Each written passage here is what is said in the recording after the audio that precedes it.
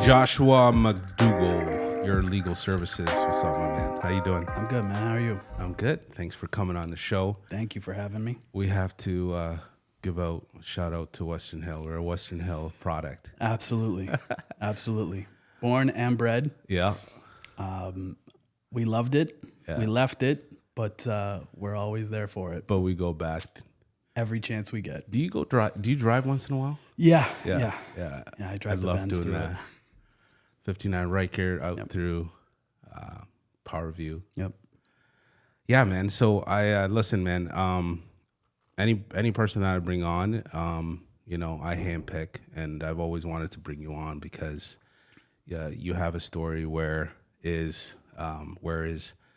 nothing was never given to you, and you worked for everything you have now and continuing to do so. Where you describe yourself as an entrepreneur, a serial entrepreneur. When did that start? When was that moment that you said, you know what, I'm going to be my own man. I'm going to create what I want to create for my own and be good at it. I mean, I have always kind of been like that. Yeah. I mean, the people who grew up where we grew up, they remember when I was a kid, I used to take stuff from other people's backyards and resell it to them at yard sales. Yeah. And then I hustled in high school, flea market, buy a shirt for $25, flip it for $100, go back. So it's always been, I don't like sticking in people's boxes. I got to make my own moves. And I learned, I ain't going to say middle school, grade 7, grade 8. The world wasn't designed to let me get up. I mean, there's a lot of people like me. They might not all be as crazy as I am, but that's just the reality of it. So, but crazy is part of the ingredient. Absolutely. You got to mix that in.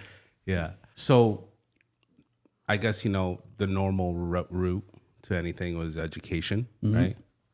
But it seems like you were self-taught. It's always, licensing yourself, like self-taught, getting your license and things like that.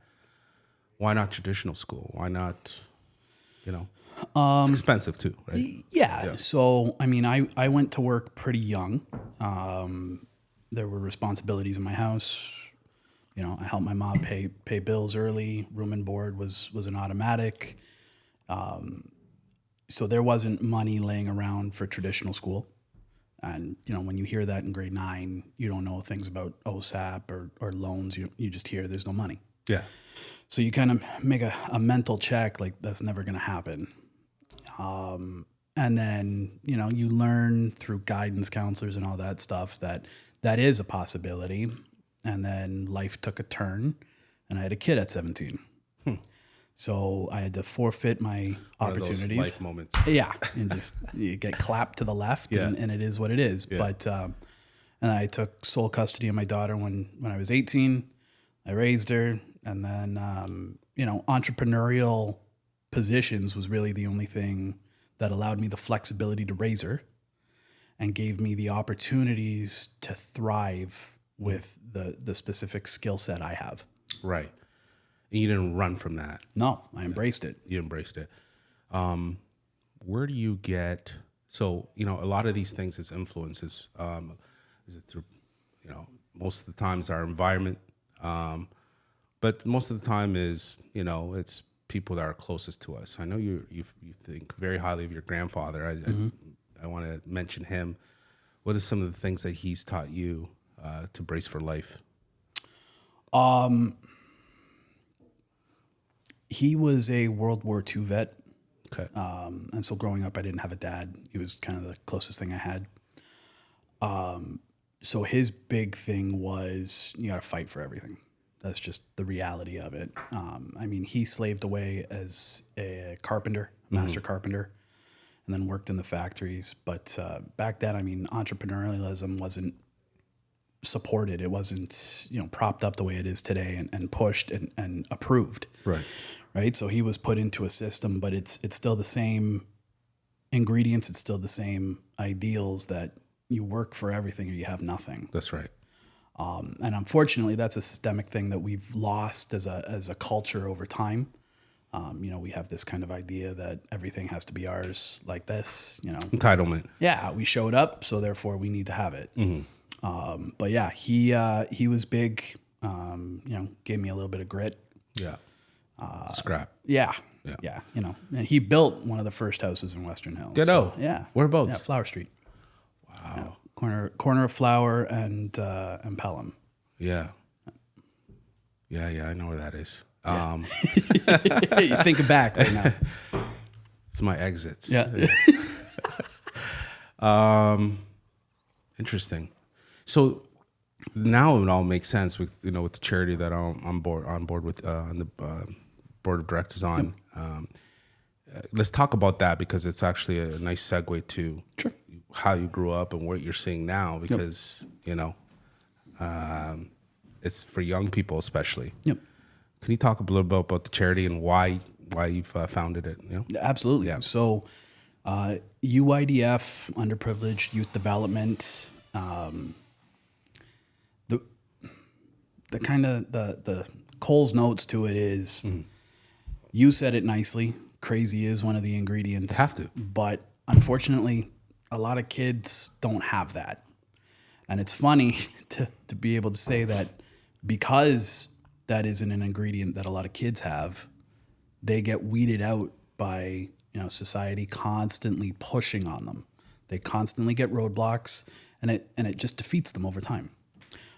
If not for me being a little wired a little differently, I probably would have succumbed at some point in time to all the roadblocks. Yeah, conform to what was given to me, the little box I was put in.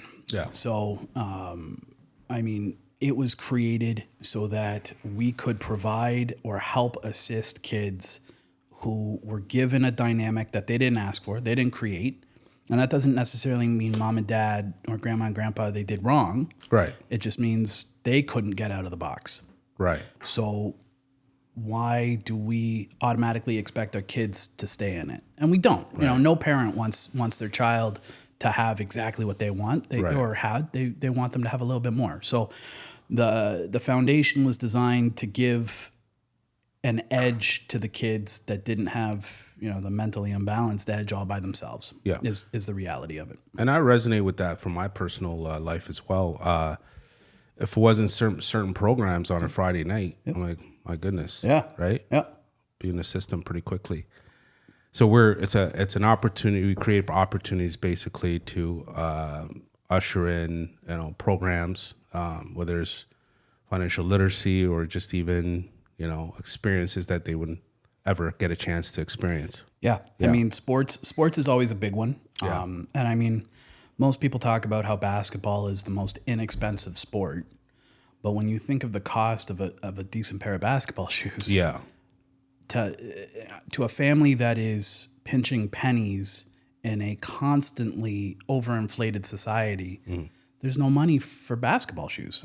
Let's be honest. And I was the kid that had no tread on the bottom of my shoes because they were secondhand, and I slid every time I caught a ball. So I'd catch it traveling every damn time. Or roll an ankle. Yeah, right. So it's that was one of the. It started as let's get some shoes on these kids' feet. Yeah, for the kids that want to be part of it, but their family, for whatever reason, either is too busy or what doing what they're supposed to do, or just don't have access to the means. Right. Let's help them. Yeah. And how much traction have we gained so far? Maybe talk about that because we're in the community. Yeah. In there right now. Right? We've expanded our awareness rather substantially. So we haven't even been around a year yet. Yes. Yeah. And we've expanded throughout DSBN, so the District School Board of Niagara. We have, I want to say, 4 feeder schools right now. We've been fortunate enough to appoint an executive director who has a lot of connections that can aid in what we're trying to do, has a little bit of experience also in the nonprofit world. Yeah. Shout out to Wendy Tang. Yeah. Yeah. She was on the show before. She was on the show. Yeah. Awesome. Yeah. So, we're on the right track. Yeah. We've thrown 2 successful fundraisers One was at Wine Local. One was at the Blue Mermaid in St. Catharines. And it's we've been able to help some kids. Yeah, so it's the idea with that. Anybody that's looking to launch a not-for-profit organization, you really have to get out there in the community, really throw yourself in there, and it's not there's cost to that. Oh yeah, there's Yeah. costs, there's legalities to it that a lot of people don't understand, right? So I was fortunate enough in my position that I kind of knew where to look. But I mean, so in sales or in regular business, we call it marketing. In charities and nonprofit, we call it awareness. Yeah. So Same thing. Yeah. We've been very fortunate to develop the awareness that we have in a very short amount of time. And I'm excited to see what's going to happen the next 12 months. We've got some big stuff in the pike. So, Yeah. we're going to see how that all turns out. Exciting. Now, so, I think the goal was, because you're never, so whatever there's one thing I've noticed about you, whenever there's a roadblock, you make it work. And that's where I wanted to talk about your legal services, how you're able to, basically, you're a licensed legal practitioner with your managing partner with lawyers. Yep. Did you always come with the end in mind? That's what you wanted to do, or did that gradually come together organically? It was gradual. So I had been in sales and marketing in one capacity or another for about 10 years. My daughter, the one I had to drop out for, I'm very, very happy I did that, but she had turned 10. Yeah. So that was a decision, because I want to stop there, Yeah. because you wanted to go and be a lawyer at that point in time, right? Well, yeah. So I wanted to be a lawyer when I was in high school. Right. But I chose, it was Lily, or it was, go make something of yourself. And, Right.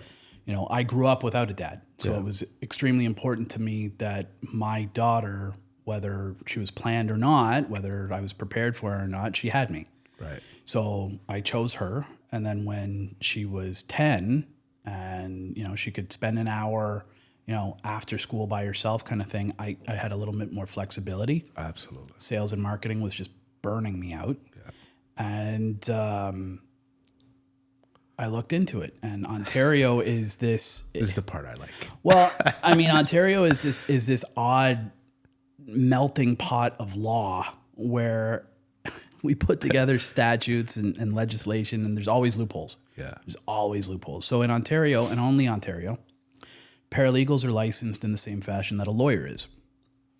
There is a threshold, right? So we can't cross a certain boundary. Yeah. But the vast majority, from an access to justice kind of perspective, people who don't have $3,000 lying around for a retainer, if God forbid something happens, paralegals are supposed to be able to provide competent, cost-effective service.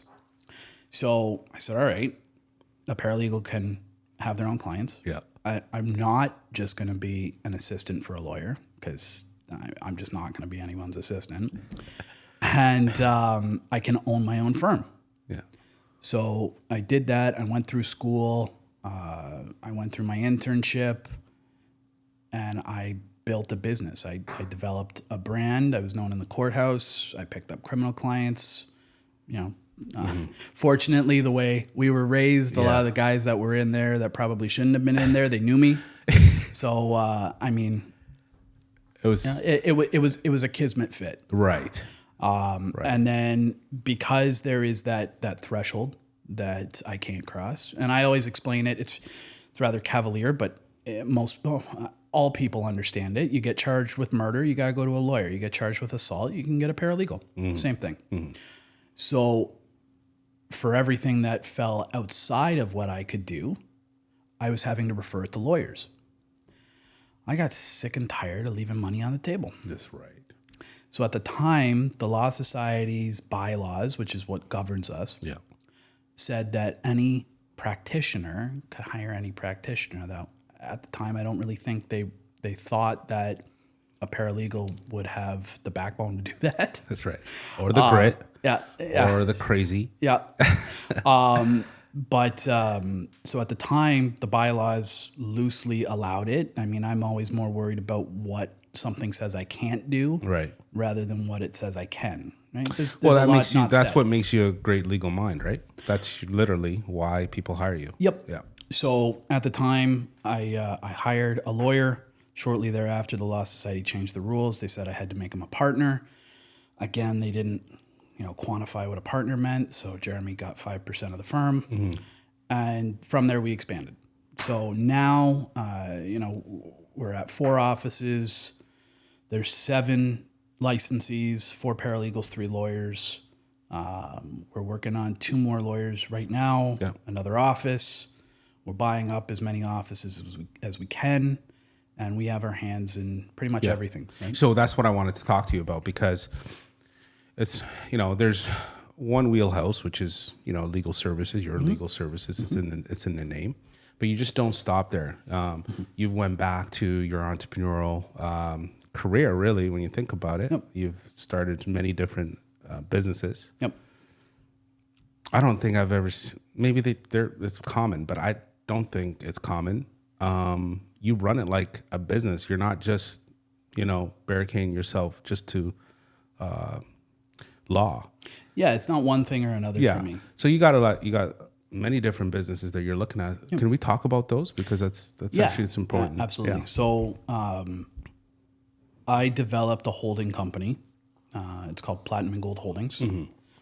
And what it does now is it picks up pieces of other companies that might be in need, or might, whatever it is. Capital injection. Capital injection, or what I usually do is I have a portfolio of companies. Yeah. I offer those services to the oncoming company. We hold the invoice. They get the benefit of the service, whatever they need. So you're acting like a back office administration that Yep. includes Legal, property management, Accounting. process serving. We're looking at accounting right now. We have a private investigative firm, sales and marketing. Right. We still hold today. There's a little bit of property. There's a little bit of everything, right? So recently I just bought a salon. I don't know a damn thing about any of that, but it was a good business move. Right. We've recently started investing in the food and beverage industry, which is a headache, but Yeah. it fits. Yeah. And every company that we acquire then becomes an additional service that we get to offer to the next one. Right. So right now we're at 22. Okay. And so when you're partnering with these entrepreneurs, what's your take as far as shares? Like, what's your bare minimum? I mean, the lowest I've gone is 5%. Yeah. That 5% though carries high fees on the other side. Okay. So what you're saying is that if there's outside of that scope as far as services that you offer, it's increased. It's increased. Yeah. So Smart, for yeah. instance, that company required sales and marketing assistants. We do a fair bit of social media management as part of the typical shtick. I say, look, we'll handle all the sales and marketing. You don't pay us right now. That's the benefit of having me. We hold the invoice. Problem solved. I take the equity as the interest. Right. So in that particular situation, we increased the invoices. Again, I held them. Yeah. But those companies are already profitable. And then eventually they will see an influx of money when the new company becomes profitable, and then I'll end up with equity at the end. Right. And how are you seeing these opportunities? Well, you got deals land on your desk, right? No, I'm very cognizant not to leverage my position in the law office. Yeah. Because I never want anybody to ever say, he took advantage. Yeah. Well, 5% is not advantage. No, but I network for a living. Yeah. So, I mean, I don't represent everyone in the city. Yeah.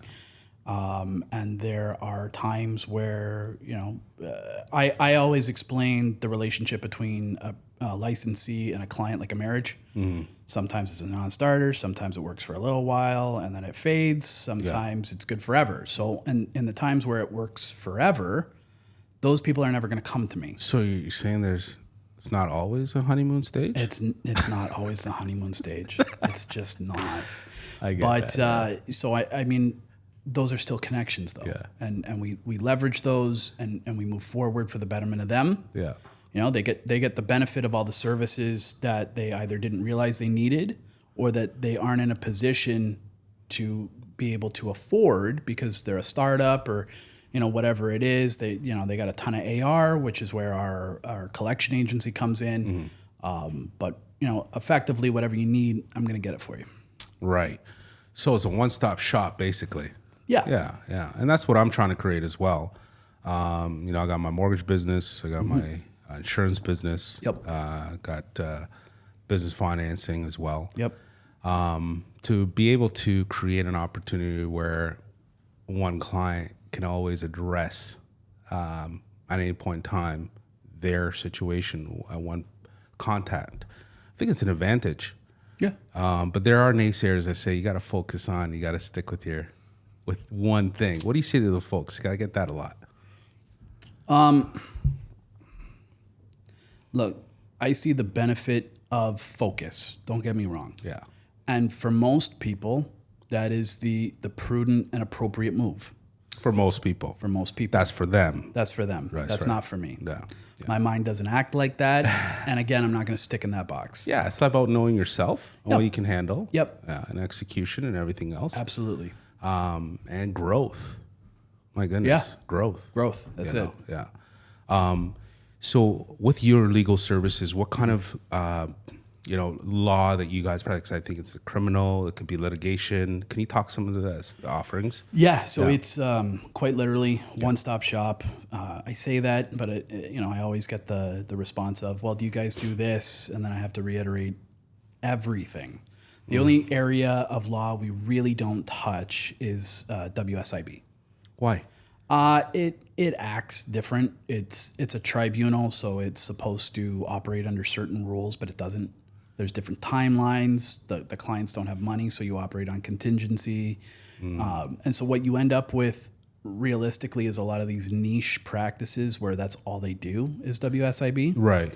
And realistically, given that it is so different, yes, we could take a file. So if a client that was, it trusted us with everything else, would I take care of them? Absolutely. Do I know it? Yep.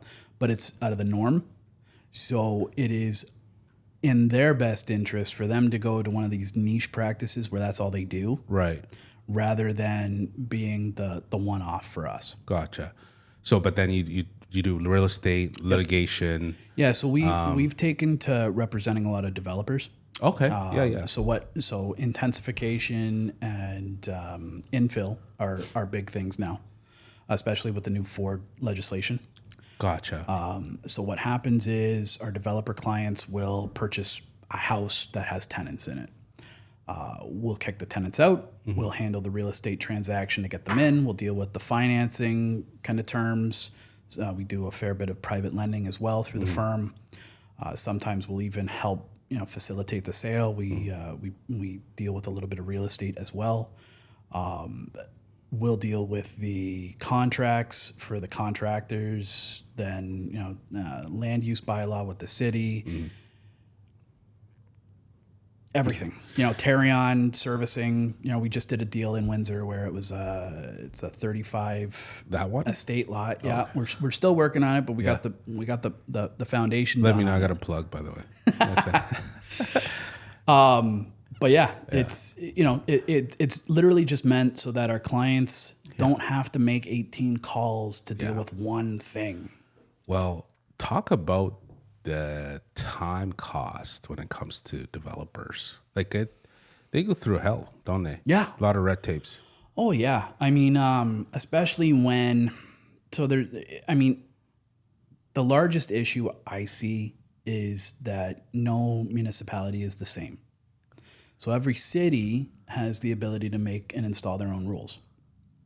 So they can do whatever they want. Now they're mostly like they conform to the same system, but they all have their own nuances, their own finessing you gotta take care of. How is that different? Like, how is that possible? Is it different type of people, different wage difference, I guess. Like, how is that different? Why is politics different from Grimsby and St. Catharines? I want to. So what it is,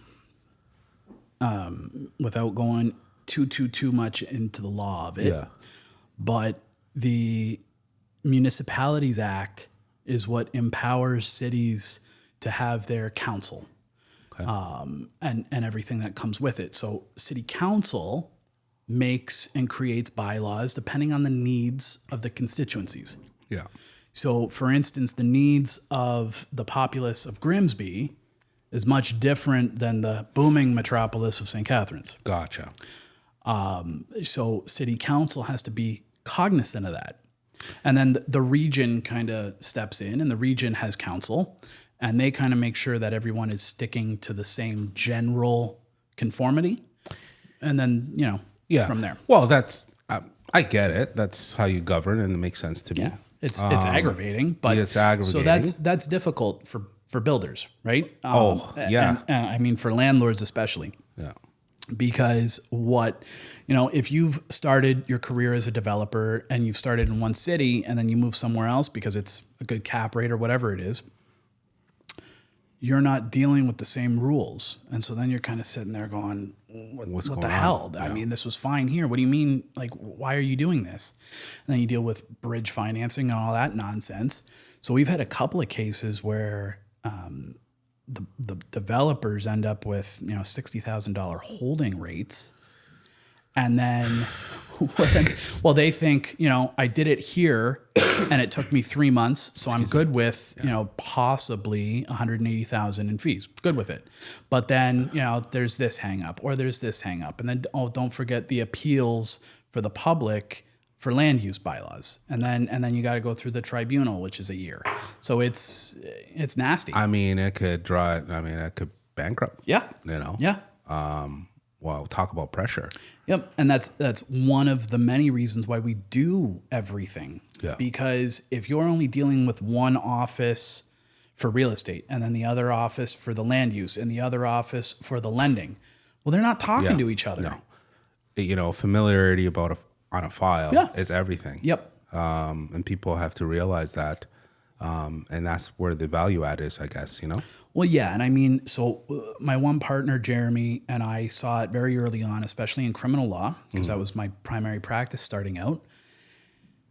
We have to do what's called a plea comprehension. So the idea... A plea comprehension? Yeah. Okay. So the idea is that you can't accept guilt for a charge if you don't understand everything that comes with it by way of repercussion. Gotcha. So if you're a permanent resident, for instance, and you get charged with something that is subject to an indictment, it can mess with your ability to become a citizen thereafter.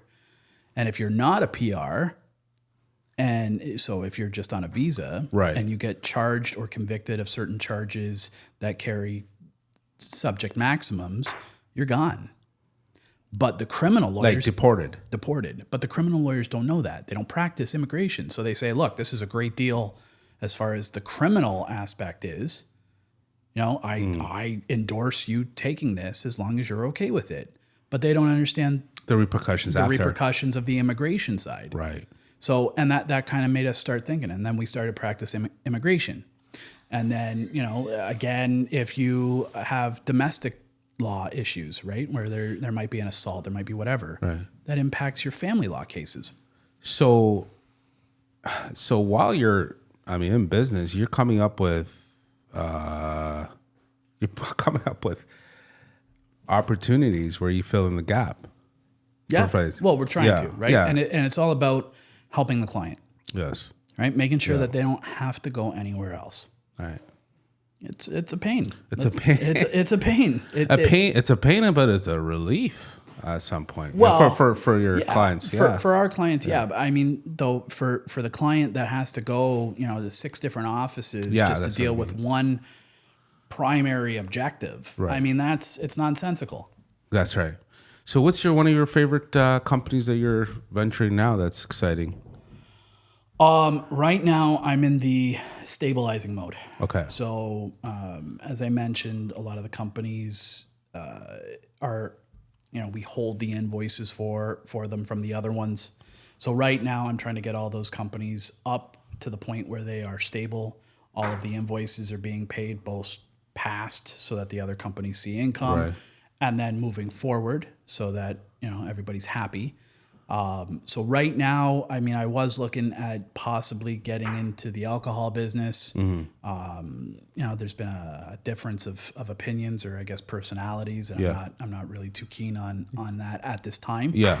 But I mean, right now, I'm just excited about the overall growth of all the companies. Yeah. We've seen some tremendous growth on the private investigative side, as well as the firm. The firm is always doing well. We've been very fortunate in our trajectory. So you have all these tentacles and pipelines. Yep. So the PI, private investigator. Yep. Who hires you for that? Like just other lawyers or just clients? And who's coming? Well, so it started with we had to hire a private investigator for a file. And then I realized, it was $5,000 we had to pay them. Yeah. Client had to pay that, but we had to outlay it first. Now, why am I paying somebody else for something that I could establish myself? Right. So we charge the client less so that they get the benefit. They get to stick with, the family of companies. And then it's money that just effectively goes from my left hand to my right hand. Right. Right. And is it in-house, or would you be contracting for something like that? Yeah, so we do contracting for stuff like that. So it's still technically a disbursement. It's at arm's length for the most part. Yeah, because just you want to oversee it. Yeah, but it started with, it was just the firm. So all firm business was going into there instead of me sending it somewhere else. Yeah. And now we are at the point where we've started to cultivate so much from that company is now not just stabilized, but profitable. Right. And so now we are able to go to other firms and offer the same services at a discounted rate because our overhead's covered. Gotcha. And now we've become more competitive in the market. So a collaboration. Yep. Your collaboration for profit. Yep. And so now I see how the plug-in for the collection company as well. Yeah. Yep. Because with collections, I'm sure that such party owns another party money. Yep. You need to investigate it, come to a conclusion. Yep. Does that usually come right back to you for small claims, or how does that work? Yeah, I mean, it depends on the amount of money, right? So the reason that we created the collection agency was I do a lot of landlord and tenant stuff. A lot of it. But that's because we represent so many property management companies. Yes. And we handle all of their stuff. And unfortunately, landlord and tenant is just part of that mix.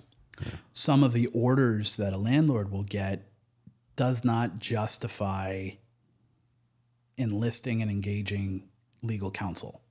So, I mean, if the total arrears at the end of it is $3,000, well, even if, your legal services said, look, we'll do it on a discount, but we still have to be paid for the work. Like, it doesn't matter if it's $35,000 or $500, it's the exact same steps. Mm-hmm. So even if we want to be cost competitive and effective for you, you still have to get paid. Yeah. So we created Your Currency Recovered so that those clients that couldn't justify, and we couldn't justify taking the money, right, had an outlet. So, we get a lot of these $2,000, $3,000, $5,000 orders. On the higher end ones where they're $30,000, $35,000, then both the collection agency and the firm will go at it in tandem. Mm. And again, that's the benefit that we offer, is that all of these companies are able to work in tandem. So these landlords have it bad sometimes, eh? Oh yeah, that's gonna take a whole nother day. It's a whole nother show, eh? Look, the reality of it is in Ontario, and realistically only Ontario, Quebec a little bit, but Ontario primarily sees tenancies as a utility. So if someone's not paying, right, and the law is really on their side, what do you really go after then if they have anything? No assets, no property, real assets, Well, okay. So eventually someone is going to have something. Okay. So they might be on assistance right now, but 4 years from now they might get a car. Gotcha. At that point in time, we keep reviewing files per annum, and should their state change, then we act. Right. But it's we can garnish their bank accounts, we can put liens on what they have, and that's where you really have to kind of figure out is the amount of money worth it to go through the examination process in court, which is where the firm comes in. Kurt handles a great deal of that stuff for those of you that can Shout see out Kurt. to Kurt Anderson. Yeah, Kurt Anderson. My sounding board for the last 20 years. But boy, does he have some stories. Yeah. So He's going to come on next show. I'm going to have to get him to sign an NDA. Yeah. But so we try to creatively just find a way to recoup what we can for landlords. And that's kind of where our property management side comes in, is because you got to know if the bottom falls out, what you're actually looking at. Right. And that's why I always laugh when people are, well, their credit's fantastic. Credit means nothing. Let's really be honest. Okay, if I have one credit card and I made my payments on time for 6 months because I have $100 balance, my credit is $900. And so they think, oh, that's amazing. It means nothing. Absolutely nothing. You're not going to garnish credit. Yeah. So job stability matters. Co-signers, depending on stability of the income matters, things of that nature. What about an interview? Do your landlords do interviews With the tenants? Yeah. Or is that the property management? That's the property chance? management. Yeah. So they go in, they do the screening, they check. They should be checking employment, references. Yeah. And the one thing I'll say to property managers, especially ones that are getting started out, or the landlords, make sure like you do your own research. Don't just take what they give you, right? Anybody could put a job letter together. Anybody can say, yeah, I own this company and I know Bob and Bob works for me. And maybe so you're calling the reference. Yeah. You're checking the letter of employment. Yep. And then pay reverse stubs. it though. Reverse it on your own. Make sure that this is actually a company. That's actually a really, really good advice there. Yeah. Well, yeah. And I mean, maybe it's just the way we came up, but we've seen some stuff. Yeah. I mean, anybody can say anything at any time. It doesn't make it real. Yeah. No, I had one client, as much as I have some empathy for homeowners, like home ownership in general, people having difficulties, even just having difficulties to rent. Sure. I also have empathy for these landlords. Yep. I mean, we have situations where, a tenant will literally squat and not pay for years. Oh, not necessarily, in this case, it'll be several months. And that puts that landlord into, it's a ripple effect, right? Yep. So how do you control that? You don't, unfortunately. All you can ever do is prepare for the worst. And the primary problem is, I'm going to take some heat for this, but the reality is that realtors, that market, people are trying to make prime dollar for their assets. And I get that. And I'm a capitalist. I understand. Yeah. But the problem is that the law doesn't value the properties the way that we are privately. So the law says, look, if you're a landlord, you're providing a utility. This isn't a business. You're providing a utility. Correct. People should have the opportunity to live. But not for free. No, but not at their lively expense. Yeah. Yeah. Right. So it's the word fair market is called fair market for a reason.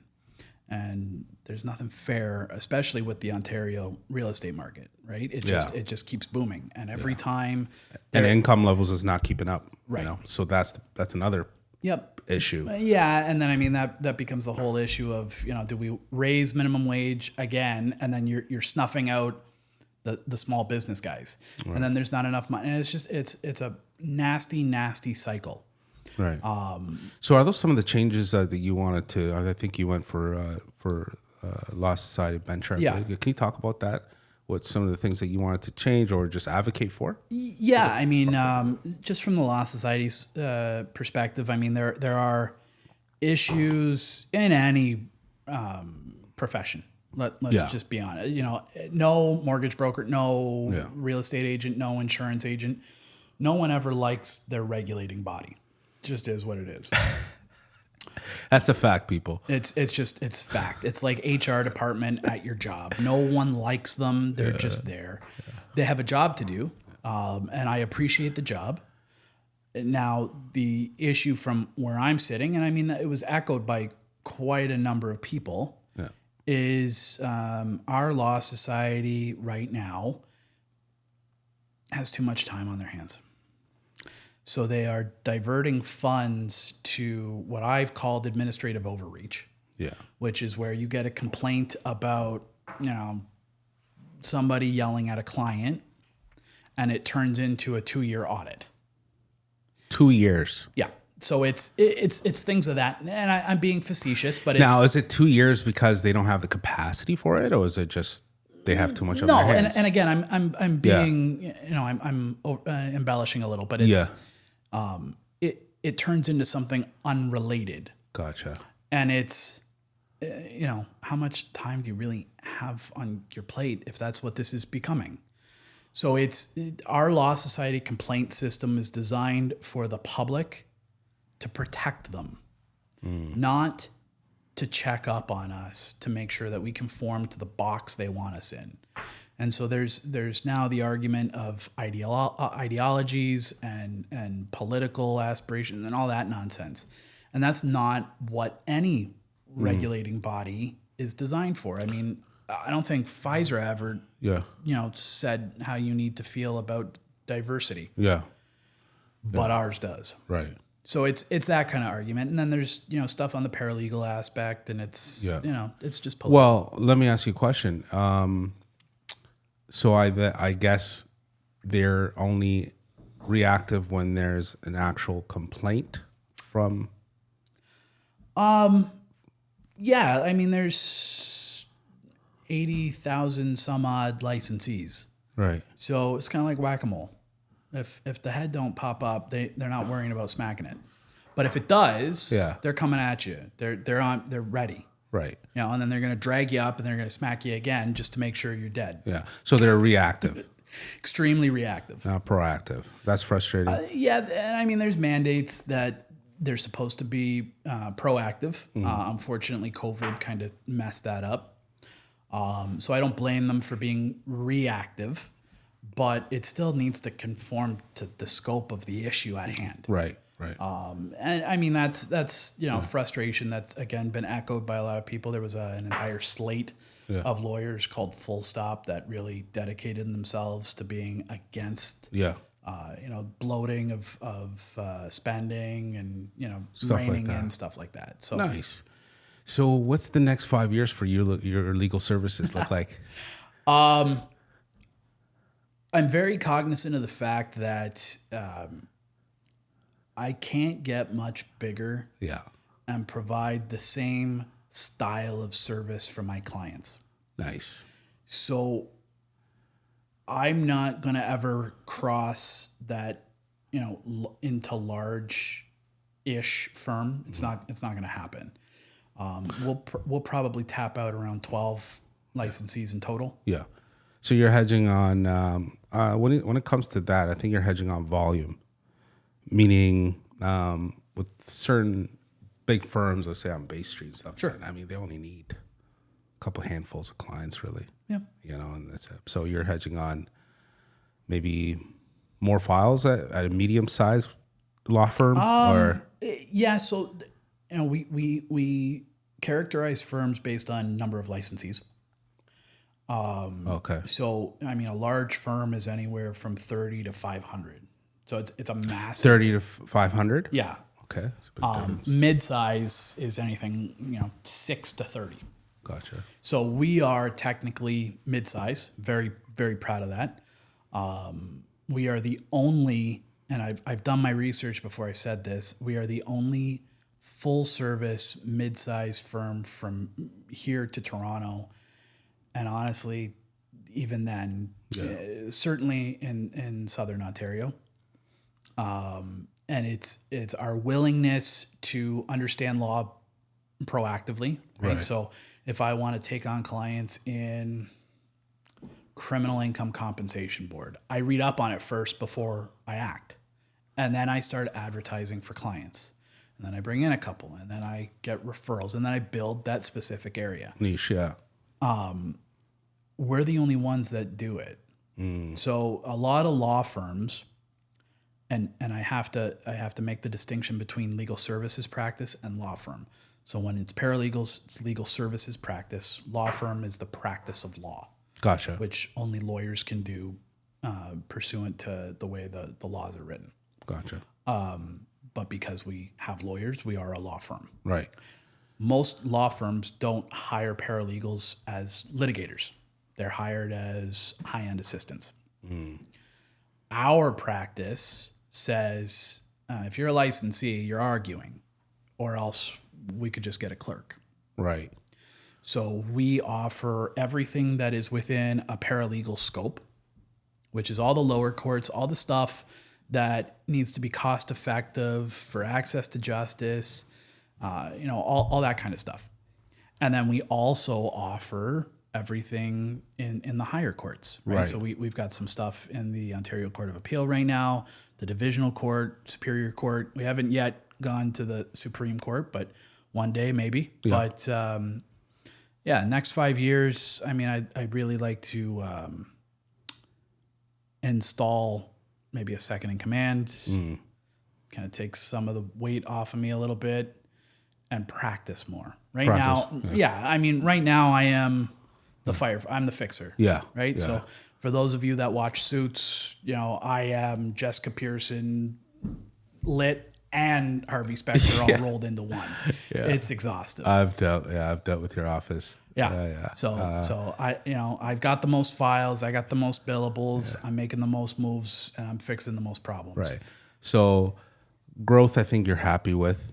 Yeah. We're not stabilizing. We're I think you're there, in my opinion, to be honest. Yeah. I know you want more. This is a little bit. Yeah. So how do people reach to you or get to you? Like, how could they see you on social media and things?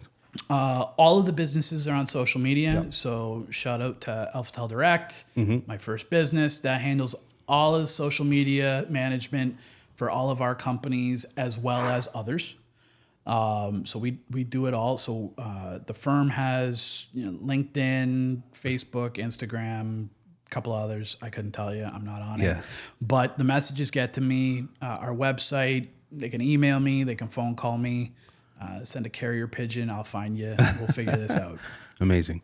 All right, man. It was lovely to have you on, bro. It was good. I'm humbled to be here. You're doing some big things. I'm proud of you. Appreciate it. And Well, we'll have you back soon. Good enough. All right. Ciao. All right, man. Bye.